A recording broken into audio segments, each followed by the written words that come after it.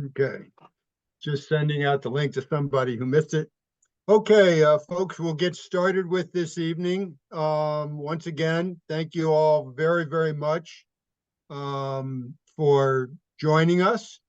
Also, as always, I want to thank both CapFed and the Sharon and David Katzman Endowment for the money we get to help fund this program as well. So we're going to do our final dessert in a movie of the year 2023 this evening. And as usual, we will be taking all questions once we get going on the chat. So if you just type those in, I will field those questions and pass them on to our speaker as we go forward this evening. So other than that, if anything else comes up, let me know. But I think we'll get going. The first thing I wanted to do is take just a second, as we usually do, and just talk about dessert because it is dessert in a movie. I'm hoping all of you are munching on Christmas goodies or cookies, as would be appropriate to both the season and the topic this evening.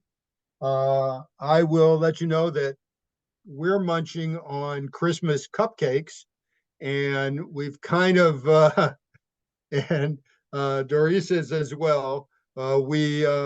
We're kind of on the side of Tara, the chambermaid, because these particular cupcakes are Guinness cupcakes with a chocolate mint ganache that has Irish whiskey in it and an icing that's made with Irish cream. So we've taken the Irish side and kind of homage to Tara in the movie. Uh, and I'm open if anybody does have a dessert they want to chat about and you want to unmute for a second, we can discuss it. I'll give you a couple minutes. If not, we'll get on with the program. Am I hearing any dessert volunteers? No, everybody's just munching on theirs. I can see. Okay. All right, we'll go ahead and go for it. We're very honored this evening to have a very appropriate guest for this movie, Professor Doris Elliott, who is Professor Emeritus at the KU Department of English.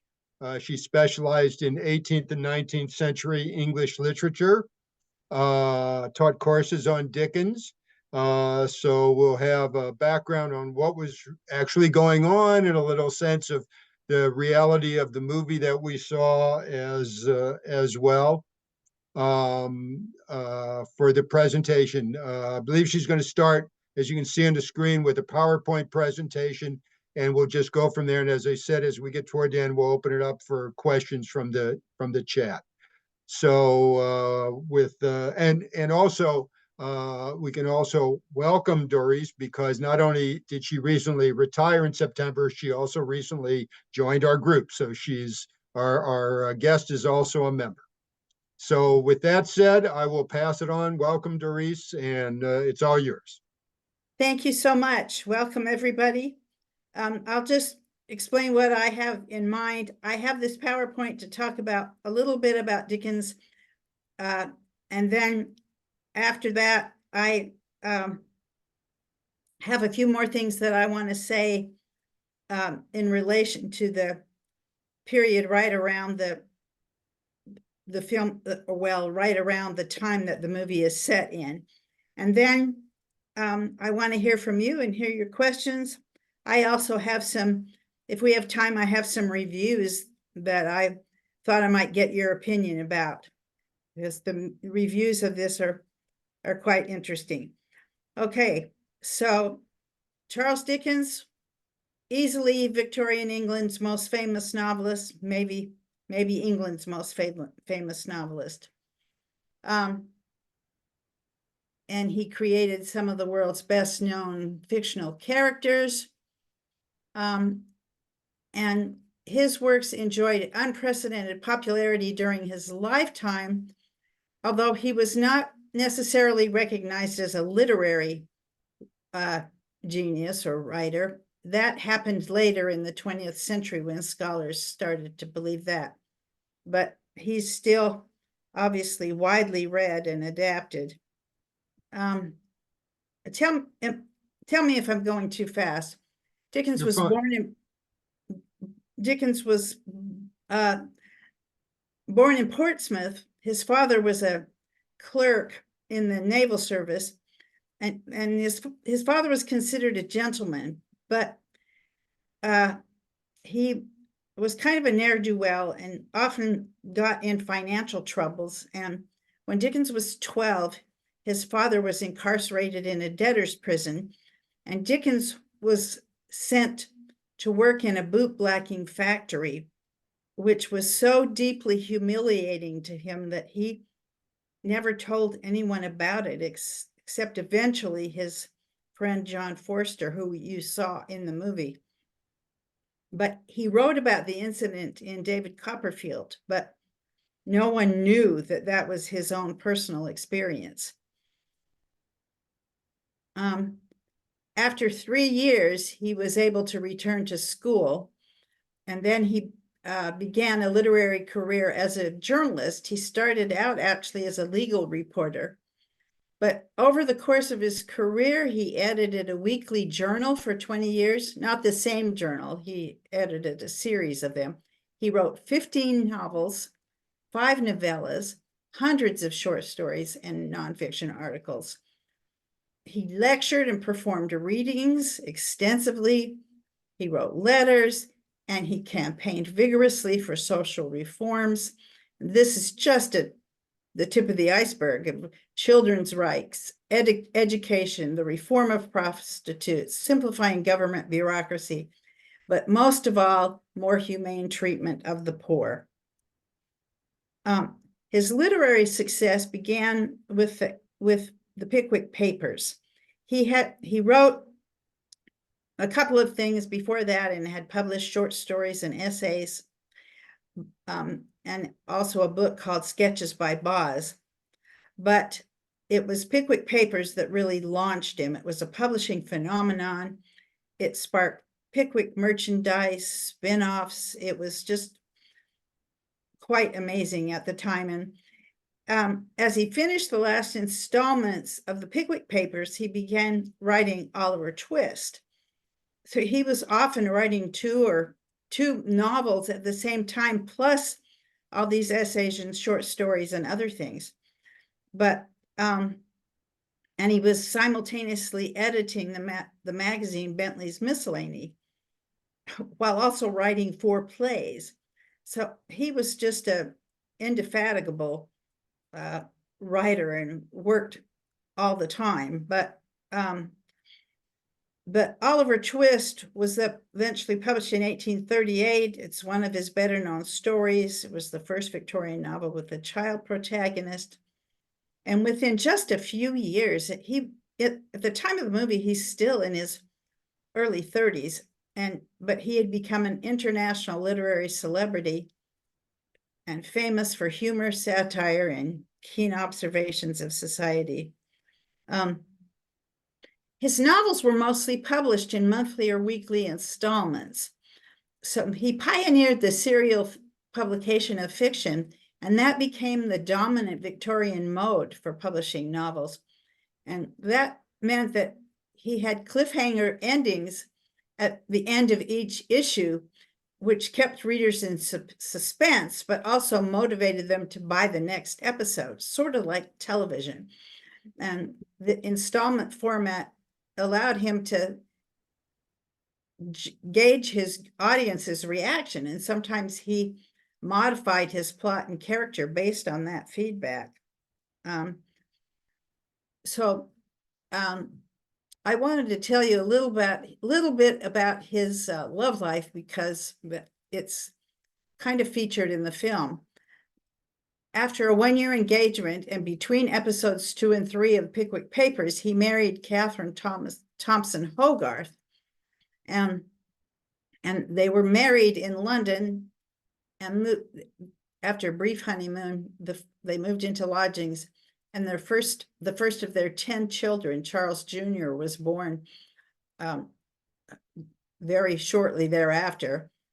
And a few months later, they moved to Bloomsbury, which is famous for Virginia Woolf and others. But his younger brother and Catherine's 17-year-old sister, Mary Hogarth, moved in with them. And this was not unusual for an unwed sister of a wife to live with and help a newly married couple. But Dickens became very attached to Mary, but she died in his arms after a brief illness in 1837. And Dickens was so shocked that he stopped working, and he and Catherine stayed at a little farm on Hampstead Heath for a couple of weeks. And he so idealized her that he found he could not kill the character he fashioned after her in Oliver Twist as he had planned.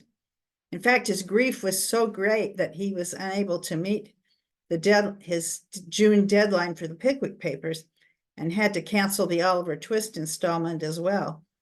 But the time in Hampstead was the occasion for the growing bond between Dickens and John Forster. And you see that in the film. Forster is the major character who became his unofficial business manager, the first to read his work, his first biographer, and also just the person that he shared most of his work with.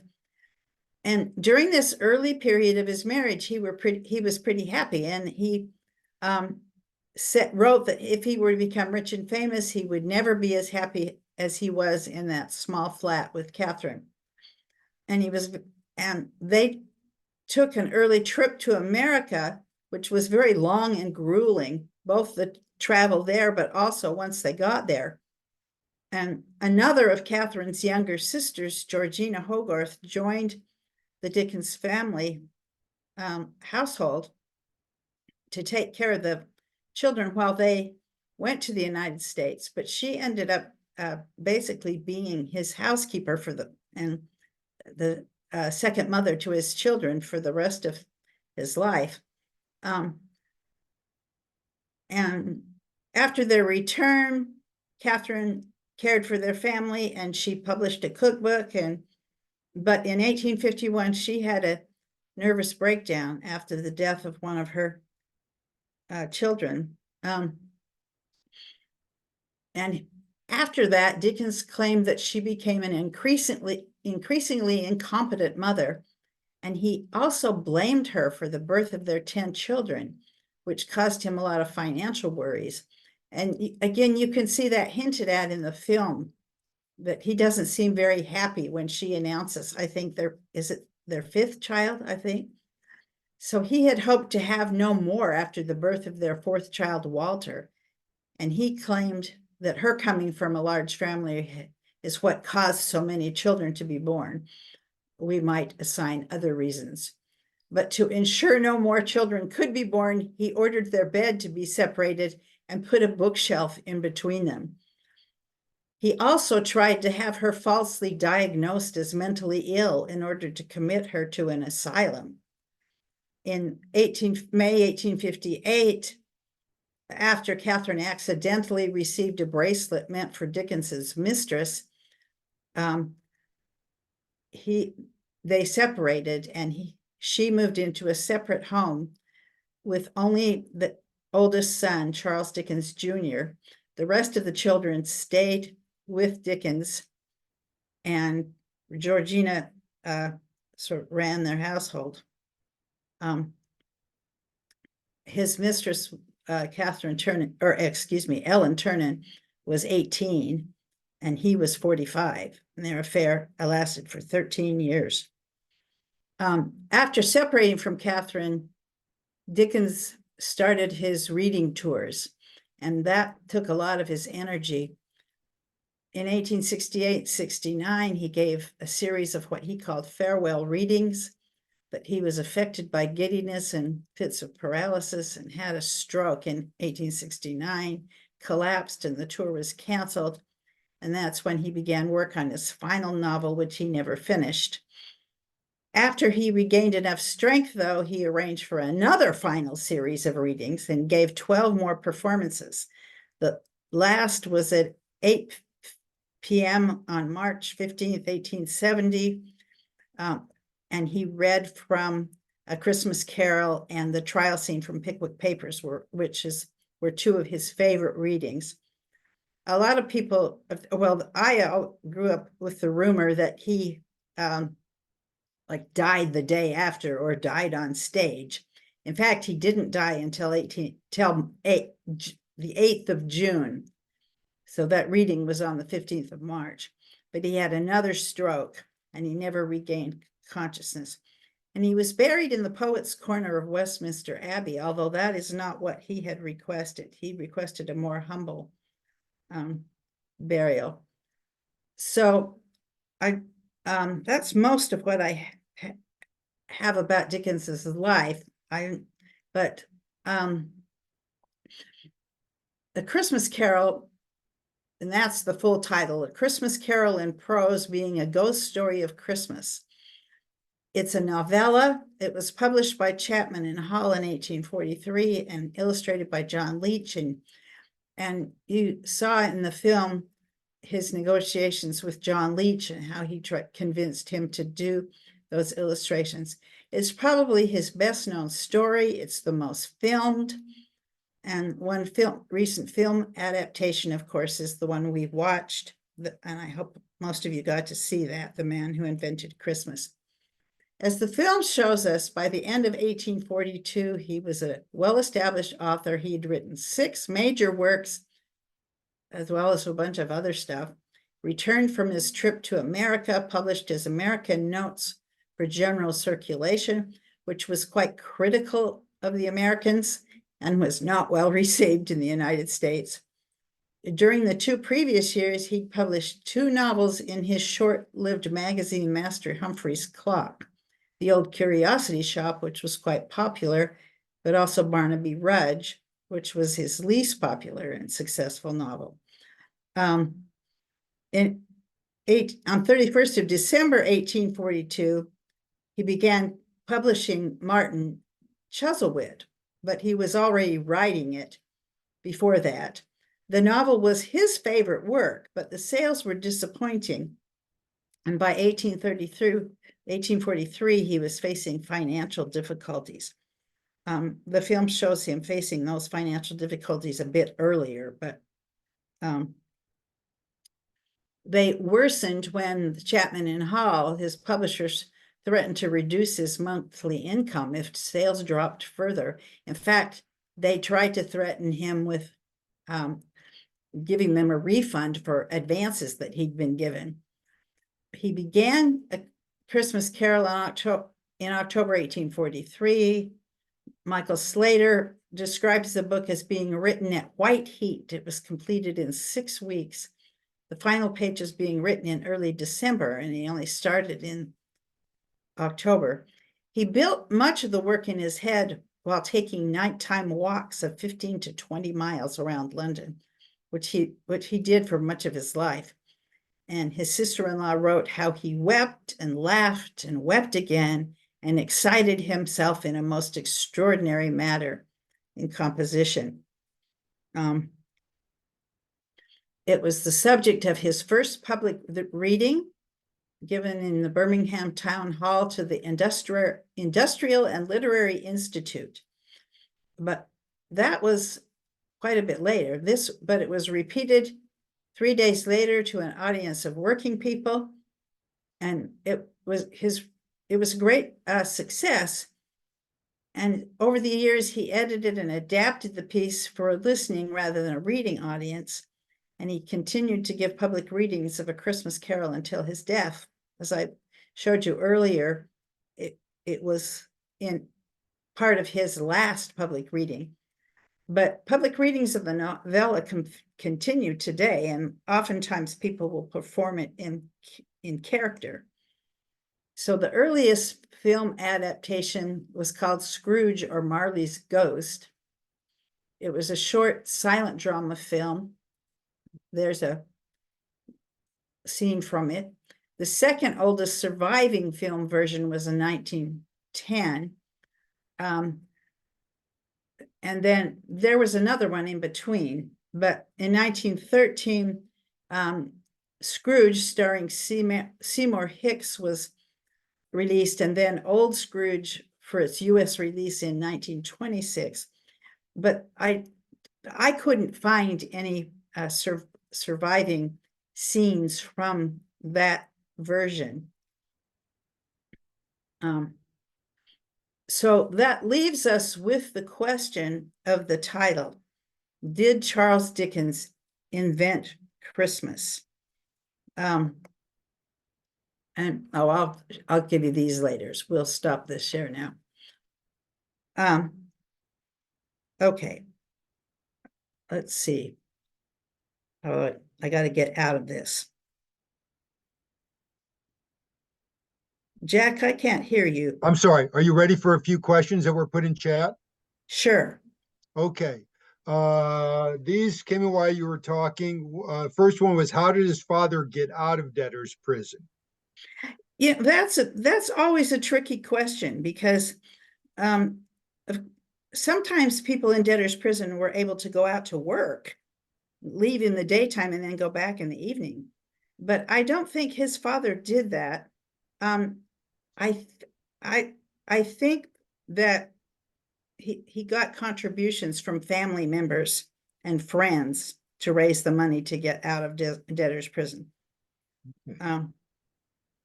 I don't know a whole lot about his father's life, but that's my understanding about it. Okay. There's also another question. There's a mystery series with Dickens as the detective in it. Are you aware of the series? And if you are, what is your opinion of it?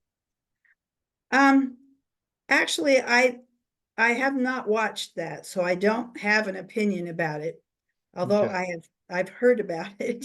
Okay. And the last questions that's up so far is, what is the Forrester's background? The what? His friend Forrester, what is his background? Oh, well, he was another writer, although not nearly as famous as Dickens. But and I don't, I'm not a real expert on Dickens's biography, to tell you the truth. When we teach at the university level, we spend more of our time talking about the books and less about the biography. So, but Forster was someone that he had met through his publishing ventures. Somebody just asked, what exactly is a blackening factory? Well, it was it produced boot blacking. In other words, shoe polish. Shoe polish, yeah. And Dickens's job in the blacking factory was to paste labels on the bottles after they were filled. Right. And and how long was he doing that before his dad got out? And almost 3 years. 3 years. Wow. And he lived with another family while he was doing that. Yeah. And that's portrayed in David Copperfield.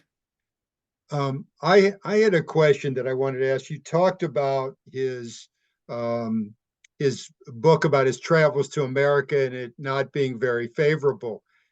Was that because he saw it that way, or did that come as he wrote it later? Because I know he had a huge copyright issue with America, since they weren't covered and were publishing his books without his permission and any contribution to him. I assume that's true. That's what I heard. Oh, yes, that's very true. Is that the reason that it was negative, or did he really have a bad trip? Well, he had Or a do you know? mix. He had a mixed trip. And there were parts of it that he really enjoyed, and he was lionized, but he was very critical of a lot of the things that he observed. Yeah. And the American Notes was written quite shortly after he came back. Okay. And in fact, he was in the middle of writing Martin Chuzzlewit, and as I was saying, he was publishing it. And the sales weren't going very well. so he responded to that by making a big change in the plot and taking it to America. And that part is, it's very satirical, and he really goes after America in that one. He goes after slavery, he goes after American manners, and oh, that was badly received in America too. But You can but imagine. but some years later, he returned to America on a second trip, and that time went much better. And he was much more positive, and he felt like America had really grown and changed and gotten better. And he wrote a letter about that, and basically apologized for his first portrayal of America. And after that, in all of his published editions of both of his works on America, he appended that letter saying that he'd changed his mind and he thought America was quite great. So We do have another question. Did his father come live with him later in his life? not for a long period. Um, he came for long visits, but Dickens did support him much of the time because his father was often in financial troubles. So it seems that the film that we watched was pretty accurate relative to his actual life, minus omissions. I mean, obviously, he didn't get into his affairs or Right. that relationship with his more negative relationship with his wife and whatever. But other than omissions, it seemed it was. I mean, and of course, we don't know how he wrote it. Yeah. Although the walks seem to jive a lot with how they portrayed him writing a lot at night and walking around London. Yeah. Yeah, the film is based on a screenplay by the Canadian writer and actor Susan Coyne. And she draws from a well-researched nonfiction book by an author named Les Standiford. And it's called The Man Who Invented Christmas: How Charles Dickens's A Christmas Carol Rescued His Career and Revived Our Holiday Spirits, which is a Wow. very long title, but it's pretty accurate and descriptive for the film, more so than I think than the title that's on it, The Man Who Invented Christmas. We got having a couple more questions popping up. What happened to his mother, and how many siblings did he have? You know, I should have looked that up, but I believe his mother was in the debtor's prison along with his father. People often usually brought their families, but Dickens, being 12, was old enough that they had him go to work. And I didn't mention this earlier, but the salary or the wages that he earned would have gone a little bit of it towards paying his own rent and board and room, but most of it would have gone to his father to help pay off the debt. I got you. So this is a question I really enjoy. What was there any accuracy about what Thackeray was like? Well, Was interestingly, according to what I know about it, he and Thackeray were actually pretty good friends at the time he wrote A Christmas Carol. Yeah. They had a falling out later, and Thackeray and they were rivals. Right. And they were the two most famous novelists, and Dickens was surpassing Thackeray in popularity, and I think he was jealous and he resented Dickens, and he was very critical of him.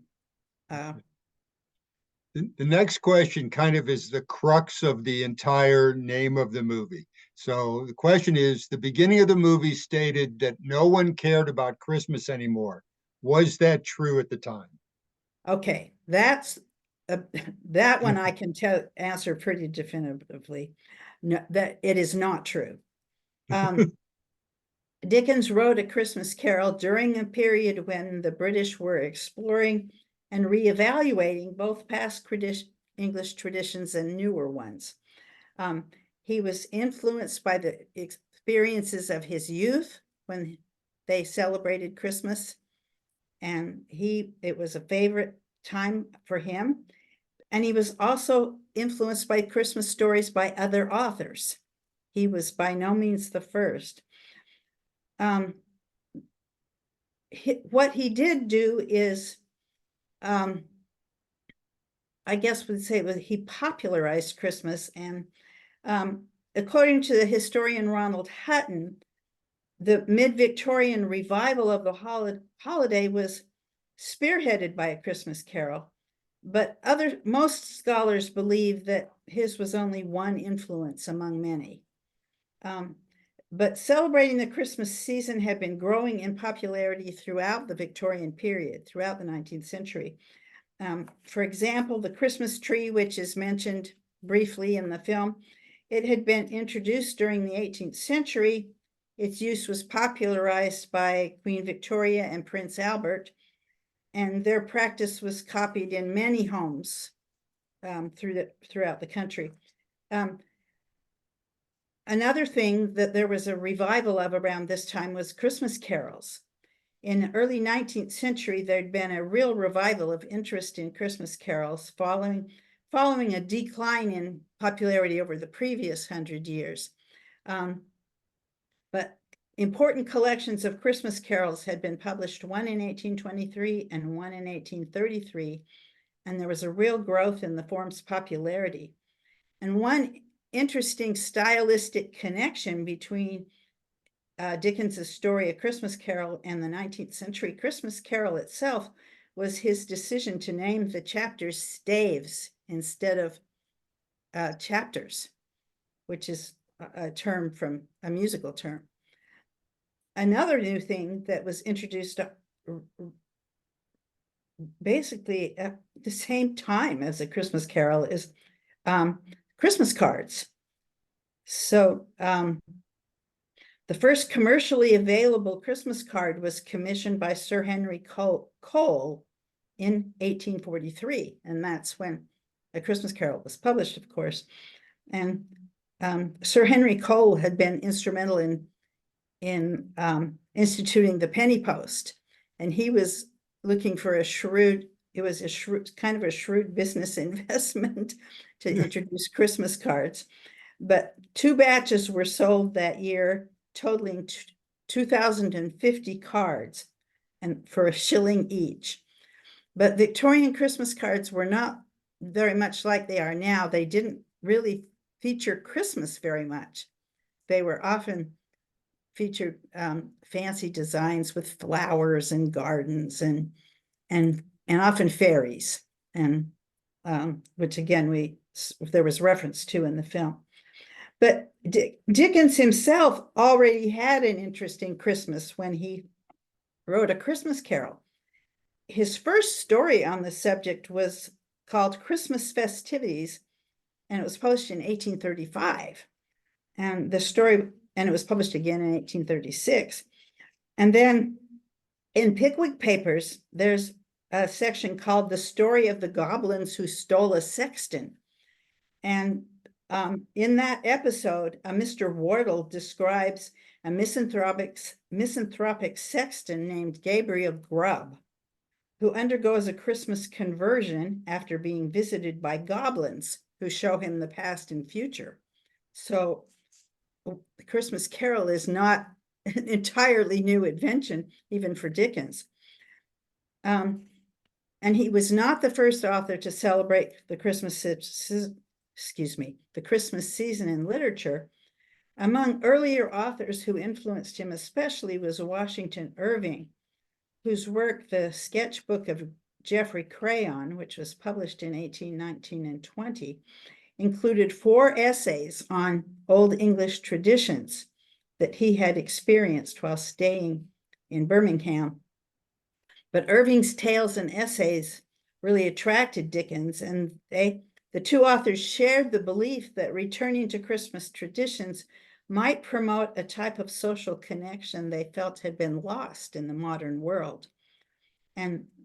But more broadly, Dickens was influenced by fairy tales and nursery stories, which he closely associated with Christmas because he saw them as stories of conversion and transformation. Most scholars, I should say, accept that the perception that Queen Victoria and Charles Dickens invented Christmas is untrue. But a lot of them are kind of ambivalent about it. Lucinda Huxley, who's a rather famous biographer, notes that by the end of the century, the style of celebrating Christmas had evolved into something very different from that which would have been recognized by Dickens's ancestors. And many of the changes were due to Charles Dickens himself. So what A Christmas Carol did basically was capture the zeitgeist of the Victorian revival of Christmas that was going on. And what he catalyzed was the emerging sense of Christmas as a family-centered festival of generosity practiced by the middle classes, in contrast to a dwindling community-based and church-centered observance, which is what it had been in previous centuries. And Judith Flanders, another one of his recent biographers, suggests that A Christmas Carol's popularity was less about the invention of Christmas and more about popularizing it. She says that Dickens brought the holiday into the modern world. And its archetypal figures, Scrooge, Tiny Tim, and the Christmas ghosts, entered into Western cultural consciousness. Merry Christmas, which is a prominent phrase from the novella, was popularized following the appearance of his story. And the term Scrooge became a synonym for miser, along with the exclamation "Bah humbug," which was as a dismissal of the festive spirit, I guess. So those are some of the things that Dickens, I mean, he did have a big influence on how Christmas was celebrated and how people looked at it, but he certainly didn't invent it. I got it. One of the other questions is the names. How did he come up with the names like Scrooge? The film showed him collecting names. Is that historically accurate, or? Kind of. Yeah, but Dickens has names that are very evocative, or almost all of his characters in almost all of his novels and stories. And that was, I think, a big part of what was unique about him and his inventive genius, is the way he thought of all these names. So I don't think he actually based a lot of them on actual people. I think he did note down names that he thought were interesting, but I think he also made up a lot of them. I don't know about the specific one, Scrooge. I think that's one he made up. It sounds like it. Another question. Dickens wrote other Christmas novellas that seem to be largely forgotten now. Were they popular when they were first published? Or are they well regarded by scholars such as yourself? Yeah. The most famous ones, The Chimes, he published in 1844. The Cricket on the Hearth was published in 1845. That's the one I've read. The other one I've read, and a long time ago, that was also quite popular. Interesting tradition in England that people often read ghost stories, especially on Christmas Eve, and of course the Christmas Carol taps into that tradition. And so in 1846 he published one called To Be Read at Dusk, and in 1848 he published The Haunted Man. So they none of them were anything like as popular as A Christmas Carol, right. But people did look forward to those. And I actually have this quote that I found interesting. I don't know if any of you have ever read Rebecca of Sunnybrook Farm, which was one of my favorite books when I was a little girl. But the author of that book, Kate Douglas Wiggins, in her memoir, gives a quote from Robert Louis Stevens, who was another very famous 19th century author. And this is what he said about it. He said, "I wonder if you ever read Dickens's Christmas books. I have only read 2 of them yet, and I have cried my eyes out and have had a terrible time not to sob. But oh, dear God, I feel so good after them and would do anything to make the world a little better for people. I wish I could lose no time. I want to go out and comfort someone. I shall never listen to the nonsense they tell me about not giving money. I shall give money. Not that I haven't done so always, but I shall do it with a high hand now. Oh, what a jolly thing it is for a man to have written books like these books and just filled people's hearts with the desire to do good." So that was one of That's his great. fellow authors that I thought that was a fun quote. That's great. I did have a question. As I remember when we were going through this, you talked about his publisher for the book.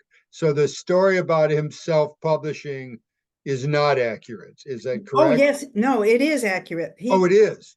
Yes, Oh, I'm sorry. he broke when they threatened to lower his pay and wanted to get a refund on his advances.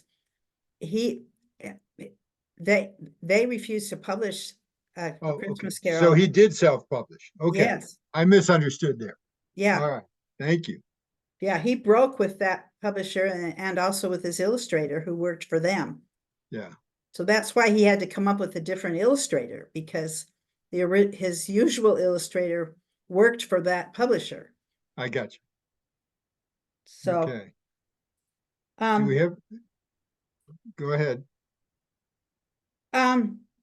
well, I just wanted to know how people responded to the film, and what you thought about it. That when I looked at some of the reviews, the viewers' reviews were mostly positive, but the professional critics gave it very mixed reviews. And I have a couple of those that are really interesting. Maybe I'll share a few of just a few of these, and then I think that's a good idea. so so this is from Geoffrey McNabb in The Independent, which is a big paper in the UK. "Dickens was the man who invented Christmas, not the man who invented Black Friday. But the eventual success of A Christmas Carol arguably paved the way for the riot of consumerism that Christmas has now become." And this one's kind of similar in some ways. "Blame Charles Dickens for Starbucks red cups and Christmas wreaths creeping onto Costco shelves in September. The Oliver Twist author was among the first to capitalize on the holidays, which during that Victorian period was gaining renewed interest while shifting away from its religious roots. The movie is about launching a product aimed for the holidays while simultaneously being that very thing." So, So it seems to me so far that the critics are attributing to Dickens a problem that is not of his making, but is where Christmas ended up. Because I don't remember anything in the movie or the story that talks about any of the, gift giving, decorating craziness that people. no, that mostly came afterwards. Yeah, I think so too. Yeah, no, those things, I mean, they were beginning. Like I Yeah, said, Christmas cards came out the same year he wrote the book. I think there was no connection, yeah. but Well, people there, were there is starting. another question. Did he actually make money self-publishing the book? Yes, Yeah, yes, he made quite a bit. In fact, it okay. got him out of debt and sort of launched him. He became a fairly wealthy man by the end of his career. So this is what Carrie Lengel in the Republic said. It lays on the pathos, moralizing, and forced whimsy thicker than figgy pudding, but it's still entertaining, heartwarming family fare, thanks in large part to charmingly sincere performances. So that was a kind of positive one. On the other hand, let me see if I can find this other one. Oh yeah, here it is. A clean-shaven Dan Stevens plays the young Dickens as a mercurial glamour boy whose case of writer's block has put him in a funk. He sulks, he's cantankerous, he's prone to tantrums, and his wife Catherine is fed up with him. But in the course of conjuring up Scrooge and his ghosts, he learns to be a kinder and more generous husband, father, and son. It's a very cheering view, but you'll have difficulty buying it if you know much about his later life. So the only thing to do here is to forget about reality and embrace the fairy tale, which is entertaining enough. And it does occasionally touch on fact. All right, but one that's even more negative. This entirely terrible film feels about as Christmassy as watching England go out of the World Cup at the group stage. Dan Stevens, usually a likable and ingenuous screen presence, is horribly miscast and misdirected in the role of Charles Dickens in a kind of wacky and saccharine mutton chop whisker, God bless your fantasy comedy of what it was like when he wrote A Christmas Carol and thus supposedly invented Christmas. That was Peter Bradshaw from The Guardian. He does say, for a moment, it looks as if the film is rather daringly going to suggest that Dickens himself is morally flawed and must go through a Scrooge-like dark night of the soul with a trip back to the blacking factory. But no, he just gives the fictional Scrooge a superfluous haranguing for being a skinflint.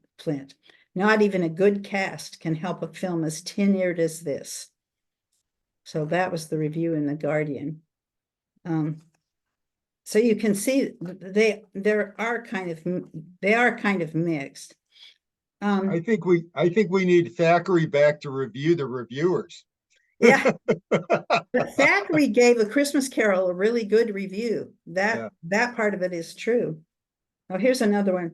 Since humbug is already spoken for by Ebenezer Scrooge, opportunistic would be the most apt word for the man who invented Christmas, or at least its title.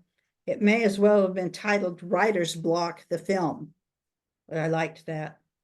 The film doesn't ever bother explaining the very thing its title promises to depict. And another critic says, from the Washington Post says, the film's title perhaps oversells what Dickens achieved with A Christmas Carol.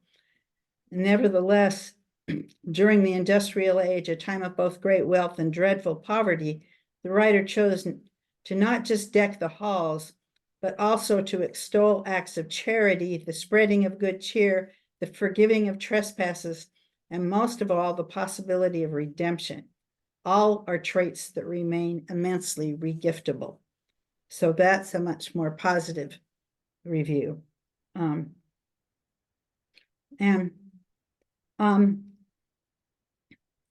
I'll just, I'm not going to give very many more, but just one more. It's comforting to think in a world of inequality that spirits of decency might one day visit the world's miserly job creators and remind them of their and our essential humanity. In the popular conception, Scrooge is the monstrous anomaly of capitalism, though, rather than its apogee. He's not representative of a class who has convinced itself of the moral righteousness of making hellish the lives of the poor. He's the bug in the system that just needs a bit of fixing, a promise that if one bad man can be brought around into the holiday spirit, the world can be remade. The man who invented Christmas does little to illuminate these truths, but it's still a likable light Victorian dip into the milieu, a bit of fun and dress up. So. Okay, well, we usually, somewhere along the line, this might be a good place, kind of in a show of hands with a 1 through 5 how you like the film. So I think those that people who have their cameras off, if you'd like to vote and turn your camera on, if you just hold up your hand, whether you thought it was a 1, 2, 3, or 5, with 5 being the best, that'll kind of give us an indication what you thought of it. So I'm giving it a 5. So we have 4s and 5s, 3. Okay, that's fair. And yeah, most of them. So at least a 4 is an average, I would say, which is pretty good.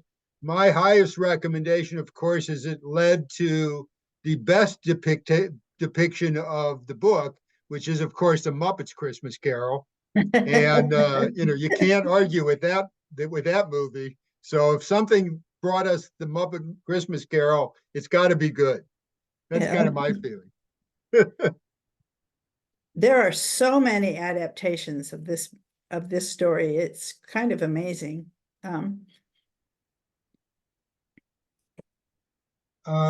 Okay, and there's one other question just came in. Does anyone say anything nice about Christopher Plummer? I didn't see anything nice specifically about him, but people do talk. The reviewers generally say that the acting was pretty good, and Christopher Plummer, and the father are the two who get plaudits. And most of people like Dan Stevens too. It was just that one that really hated him. Well, they're reviewers. All right, we're getting a little closer to the end. If anybody has another, here's one. Has anyone ever counted how many versions of the Christmas Carol there are? Well, I tried to count and I lost count. But where did you get up to? Well, I don't even know. It was Yeah. They're probably at least 30. But Yeah. if you count stage versions, I mean, they started doing stage versions almost immediately after he published it. Okay. And the ones those 3 that I showed you were the earliest film versions. Gotcha. Understand. And then there's all those spin-off things, like of which this is one, and Muppet Christmas Carol is, well, is the ultimate depiction. We'll leave it at that. Okay. Okay. All right, we'll go with that. I do have it's hard to convince me it's not the best, but other than that, Professor Elliott is also providing us, and I'll get to the next question in a minute, but with some other references if you want to go forward. But rather than try to copy them off the screen, she's going to email me those, and I will send them out with the recording, so you will have those references if you care to dig into it and to determine, other answers or more background on this as well. So there is a question: what changed the ratings of Dickens from popular to great novelist? What was the change that made him a great novelist? And that kind of happened gradually, and it's often true that, like these critics, people are mistrustful of things that are popular. And so the critics by mid-century were taking Dickens much more seriously, and that had a lot to do with his depiction, especially in most of his later novels, of the social problems that, particularly as people became more and more aware of that in the 20th century, of the social problems that the Victorians had, and the way that Dickens went after so many of those, and he was an active reformer. There was a very wealthy woman, Angela Burdett Coutts, whose family was the most famous banking firm in England. And Dickens was her almoner, basically. They would discuss things, and they would discuss ideas for various charities. These ranged from his home for repentant prostitutes to an immigrant fund to get the poor, send the poor to Australia, to sending single women to Australia, where men outnumbered women 6-1, and they thought they could get married there. But there were all sorts of charities that, and Dickens would set these up and run them and be on their board of directors, and hospitals and all sorts of things. She'd fund the money, and then he was doing all that kind of work, as actual on the ground reform work, along with writing these novels that depict the social problems. But I mean, which one is it that, oh, now I've forgotten which, but it's Little Dorrit that portrays the debtor's prison so accurately. But he takes on everything from, Oliver Twist takes on the New Poor Law, which Dickens and a lot of people really objected to. So the range is, from reforming the government to, taking care of orphans. Yeah. Okay, well, there were just quick comments. One person looked it up, and their source said there were 57 film versions of it. Wow, and another person said their favorite was the musical version that was done with Mr. Magoo. So, and I did see that. It was really great, a lot of fun. So we're going to have to kind of leave it at that. Obviously, we want to thank you, Professor, for joining us and giving us this insight. It was terrific. I think people enjoyed the film. They really enjoyed the conversation tonight. So thank you very much for that. Thank you. I will remind everybody that we have one more event left this year, which is Friday's coffee break for those people who belong to that group. And after that, I'm afraid I won't see any of you in this capacity until January 4th, where we get to start all of this all over again. So for all of you, have a very happy holiday, great New Year's, and we'll see you next year. Thanks very much, everybody. Thank Good you night. all.